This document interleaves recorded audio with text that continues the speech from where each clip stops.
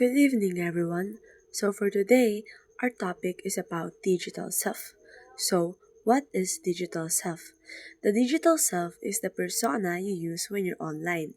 Some people maintain one or more online identifiers that are distinct from their real world selves. Sa madaling salita, yung digital self daw is yung version mo sa online world. Ito yung kung paano ka nagpapakita sa social media, games, emails at iba pang online platforms. Minsan, iba ang ugali o personality natin online kumpara sa real life. For example, mas confident ka online pero tahimik ka in person.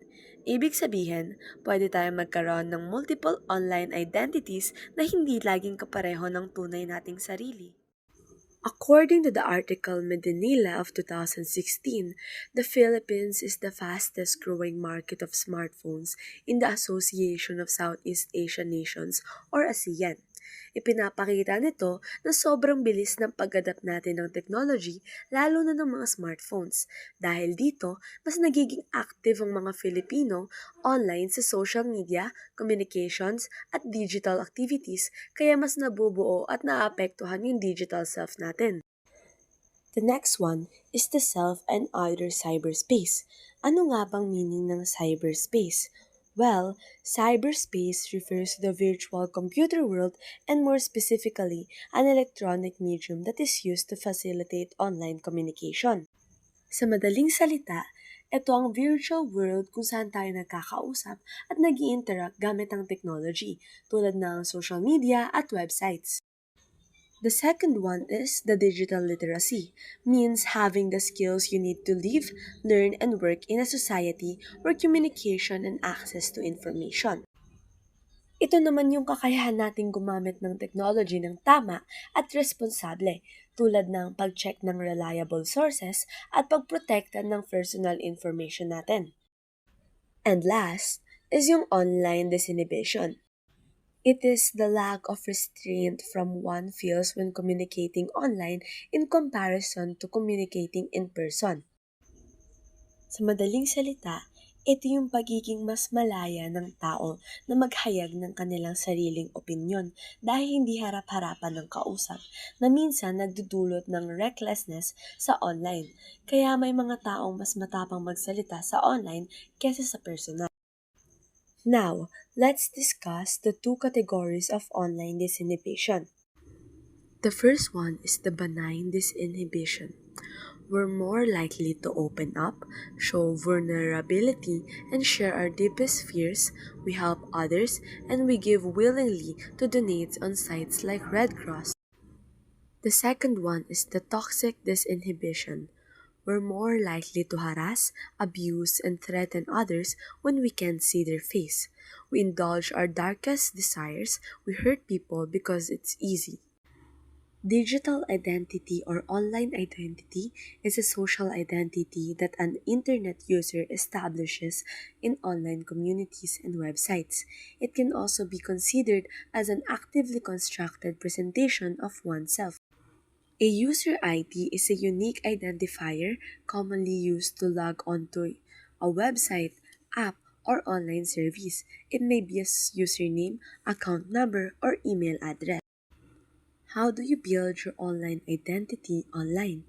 Every website that you interact will collect its own version of who you are based on the information that you have shared. It is up to you how will you represent yourself closely as who you are and what you do in real life to create representations far from your real life. Self-presentation strategies and impression management. Number 1. Self-promotion refers to the practice of purposely trying to present one's highly competent to other people. Pinopromote mo yung sarili mo, kung ano ba yung kakayahan mo, and yung purpose nito para makita ng iba kung ano yung kaya mo and skills mo.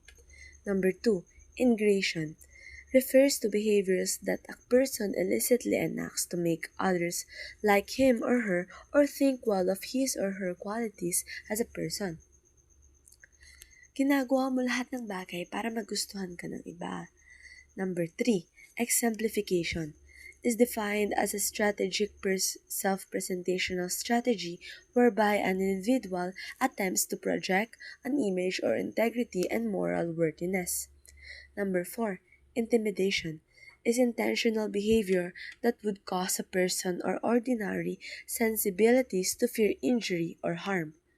And number 5, supplication, strategies for self-presentation that involves depicting oneself as weak, needy, or dependent so as to motivate others to provide assistance or care. Let's now discuss the impact of online interactions on the self. Well, the development of the person's social aspects can be greatly influenced by technology due to an insufficient amount of real life social encounters, although online encounters are easy and more convenient. Nagkakaroon ng malaking impacts ang online interaction sa sarili natin, lalo na sa mga teens.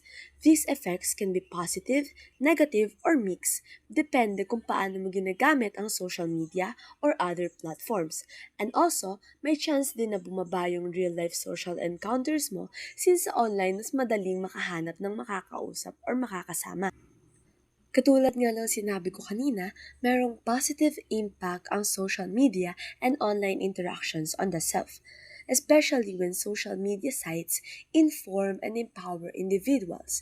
Dito is nakakatulong ang social media in the way na natutulungan tayo matuto ng new skills dahil pwede natin ito mapanood or matutunan sa mga YouTube and other sites na magbibigay ng tutorial or step-by-steps. For example, sa Facebook, may mga groups sa FB like Guhit Pinas or Guhit Potato na ine-encourage ang iba na sumali at willing sila magturo kung paano mag-drawing. Doon ka rin magkakaroon ng interaction with others. And because of that, tumataas ang self-esteem mo dahil tinutulungan at nabibigyan ka ng good advice mula sa kanila. But there is also a negative impact. Unang-una dyan is yung extensive online engagement. It is correlated with personality and brain disorder. Ito naman yung kapag nababad ka na ng sobra sa online, nagkakaroon ito ng negative effects sa personality mo. Example natin is yung mga bata ngayon. May ilan na bata na hindi na-handle ng parents ng maayos ang panonood nila online.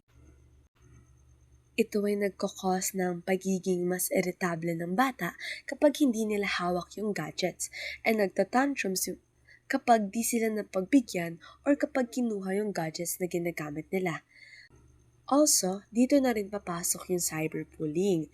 May chance na mabully ka online like magpo-post ng paninira sa'yo or sa ibang tao na nagkakos ng pagbaba ng self-esteem mo and worst, umabot pa sa depression and anxiety.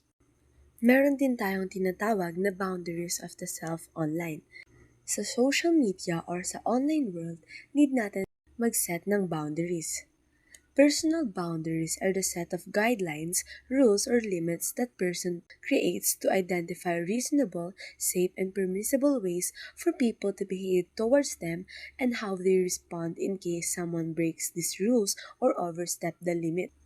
Ito yung magiging guide natin or limits kung hanggang saan lang ba tayo pwede mag-share ng thoughts, informations, feelings, and so on. Para rin ito sa kaligtasan mo and personal mong identity or privacy. Paano nga ba tayo mag-set ng boundaries online? First is to stick to safe sites. Dapat magstay ka lang sa mga platforms or sites na safe. May ilan kasing sites na pwedeng manghingi or kumuha ng personal information mo nang hindi mo namamalayan. Second, guard your passwords. Para ito sa security ng bawat accounts mo na ikaw at ikaw lang ang pwedeng gumamit or mag-access. Be choosy about online friends. Piliin mo lang ang mga kakaibiganan mo sa online dahil hindi lahat is mapagkakatiwalaan. And minsan, kung sino pa yung mga pinagkakatiwalaan mo, sila pang gumagawa ng ikapapahamak mo. Don't be mean or embarrass other people online. Huwag ka manira ng iba gamit ang social media. Be respectful pa rin sa mga nakakasalumuha mo kahit hindi mo sila nakikita in person. And lastly, limit what you share. maging aware ka sa isi-share mo online. Because remember that anything you put online or post on a site is there forever, even if you try to delete it. Think before you click. Next is public versus private. In many online environments, people often see others. Nobody can judge the statement and image because of the cloak of invisibility. In the public mode, the post will be treated as open book. But because of the security, many online users are using private mode. Invisibility is also a gauge to misrepresent one's. Sa madaling salita, is ito yung settings in social media and internet wherein kapag public is visible yung things about you with everyone. Parang open book ka, ganun. While yung private naman, it means only selected persons yung makakakita. Identity is how you identify yourself. Ito yung kung sino ka. Identity is also made up of two parts, which is the personal and social identity. Personal identity is how you see yourself, and this is your sense of self that you've been developed over time. Ito yung personality mo, beliefs mo, achievements, gender, taste, value, culture, and more. Meanwhile, yung social identity naman na based na sa isang group na sinasalihan mo. Ito yung ina-identify mo yung sarili mo as a member of that group. The last topic is the gender and sexuality online. A special concern is that boys raised in a traditional manner are socialized to conceal their emotions. Researchers have found that problem behaviors often characterize highly masculine adolescents. Gender intensification hypothesis states that psychological and behavioral differences between boys and girls become greater during early adolescence. Sa gender and sexuality online naman, is it doesn't only tackle about your identity as female or male. It talks about how you express your sexuality and gender online and how it affects how you view yourself. In digital world, pwede ka maging free from expressing what you are and your preferences. It might become your self space dahil mas komportable ka mag-express ng gender mo online.